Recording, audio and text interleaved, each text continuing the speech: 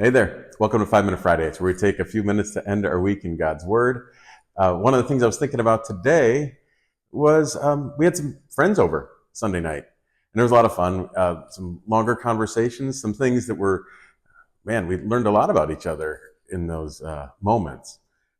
And yet we've known each other for years. And so Mary knew some of the stories, and I knew some of the stories, but hearing them together around a dinner table with our families there was pretty awesome. And it was a real highlight of our week, right? And I was thinking, we used to do that a lot more when we lived in a little community where we had a neighborhood, but more so our church community would come over and uh, maybe a part of it was life stage with the kids' ages and stuff like that. So I'm not being too hard on myself. But what I'm always accused of is being being an extrovert, right? Like, I don't know a stranger, is what my wife will say, or I have no problem talking to anybody. And over the years, I've been working on talking less and listening more, even if it doesn't always feel like it.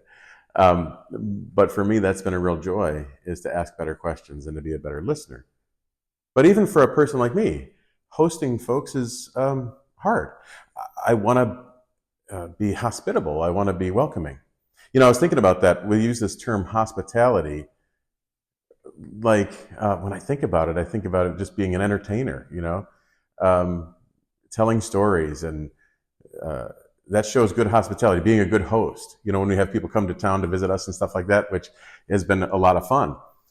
But that's not really all that hospitality means, especially in the word.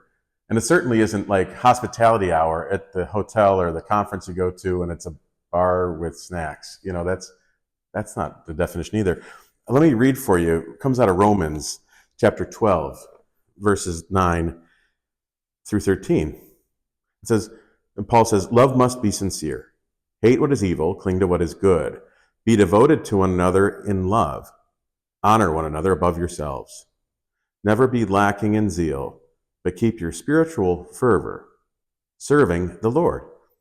Be joyful in hope, patient in affliction, faithful in prayer. Share with the Lord's people who are in need. Practice hospitality. You know, I think that that's really what I wanted to challenge you to think about today. For this message is really for anybody, but I think it's for those that are feeling a little bit disconnected. Maybe you felt like some of your friendships are strained, maybe because of space and time and whatever, health. Maybe it's an opportunity to open your home, to extend some hospitality to other friends. I looked up a definition of what would be biblical hospitality, and it certainly doesn't sound like happy hour, right? It says this: hospitality, the selfless love for strangers, extending generous care, resources, and welcome to all people, especially outsiders and those in need. When was the last time I had somebody who would be considered an outsider into my home for dinner?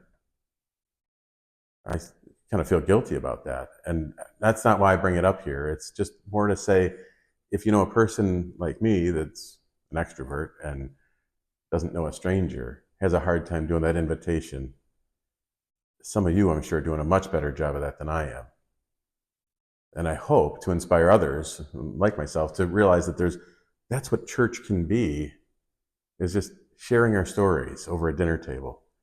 It's extending a warm welcome, blessing some of the others with the things that we've been blessed with. And unfortunately, in our Western culture, and probably more here in Portland than I've ever experienced before, this idea of, well, we got our bubble and we kind of looked after our own, whether that's our own household, our own family, or the friends we've had for years. It's a little harder to get into those conversations and into those invitations. And so my hope is that we all, Christians, create this bigger margins in our life, that we don't overschedule ourselves, or at least as part of the scheduling, you create space on the sides, space on the edges for hospitality to people that are a little on the, how do you say, a little, well, like I said here, people in need, people that you might consider outsiders, so that they may be brought into that story. It's not a matter of giving them a gospel presentation as much as it is presenting the gospel and how you live and how you treat them and how you welcome them into your space. And then Jesus will be glorified. And that's what we're called to do as believers. Hope that's an encouragement to you, and we'll see you back next time. Take care.